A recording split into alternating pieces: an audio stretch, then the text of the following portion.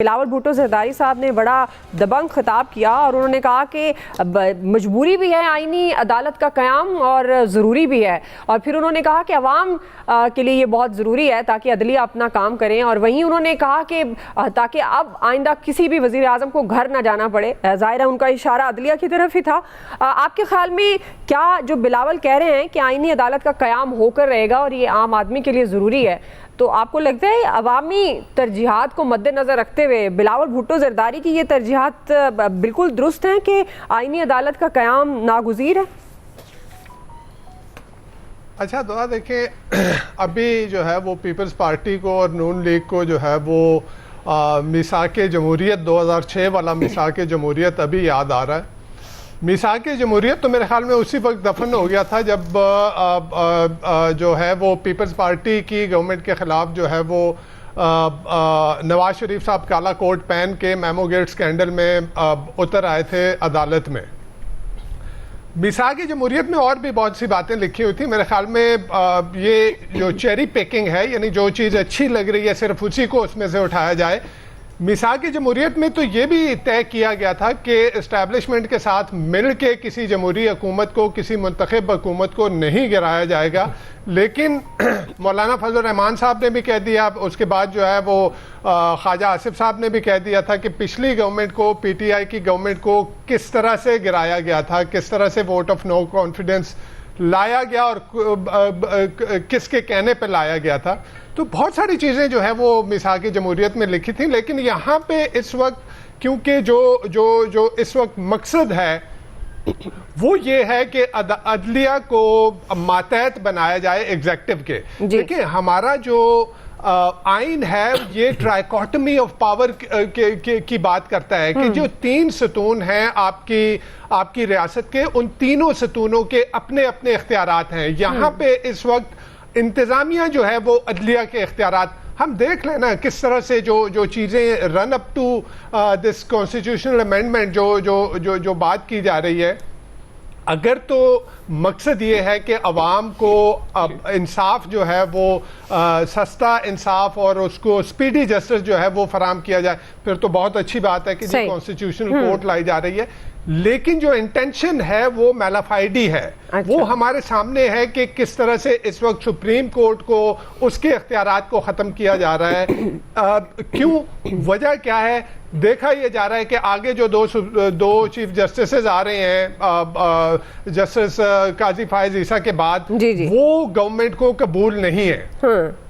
इस वजह से जो है वो कॉन्स्टिट्यूशनल, अगर आप कॉन्स्टिट्यूशनल कोर्ट लेके आ रहे हैं, आप देखें आप सुप्रीम कोर्ट की तो नफी कर रहे हैं ना। सुप्रीम कोर्ट को आप सुप्रीम कोर्ट के जजेस को ओएसडी बना देंगे क्या? यानी जब सारे इख्तियारात आप उठा के जो है वो फेडरल कॉन्स्टिट्यूशनल कोर्ट को दे देंगे और वो फेडरल कॉन्स्टिट्यूशनल कोर्ट जिसका चीफ जस्टिस जो है वो एग्जेक्टिव उसको अपॉइंट करेगी, उसको सदर जो है वो वजीर आजम की सिफारिश पे जो है वो अपॉइंट करेगा और फिर उसके बाकी जो जजेस हैं उनको जो है वो सदर जो है वो फेडरल कॉन्स्टिट्यूशनल कोर्ट के चीफ जस्टिस की सिफारिश पे जो है उनके कहने पे वो उनको अपॉइंट करेगा। तो आप वो कहाँ गई ट्राइकोटमी ऑफ पावर? यानी आपने एग्जेक्टिव के मातहत कर दिया एक फेडरल शरीयत कोर्ट को, फेडरल कॉन्स्टिट्यूशनल कोर्ट को जो आप बनाने जा रहे हैं, और सोल मकसद ये है कि जी आप सुप्रीम कोर्ट को इररेलेवेंट कर दें सिर्फ और सिर्फ अपने इस 5 साल टेन्योर को कंप्लीट करने के लिए कि हमारे लिए कोई मुश्किलात ना बने उसमें। और फिर देखिए 18वीं तरमीम में यही पीपल्स पार्टी कितना बड़ा इसके ऊपर जो है वो क्रेडिट लेती है कि जी हमने 18वीं तरमीम के तहत जो है वो प्रोविंशियल ऑटोनॉमी दी। यहाँ पे देखें ये जो फेडरल कॉन्स्टिट्यूशनल कोर्ट बनाई जा रही है कि वो किसी भी हाई कोर्ट के चीफ जस्टिस को या जजेस को उठा के, एक हाई कोर्ट के जजेस को उठा के दूसरी हाई कोर्ट में जो है वो वहाँ पे उनको ट्रांसफर कर दे, फिर जो भी केस उसकी मर्जी का है वो उसको उठा के।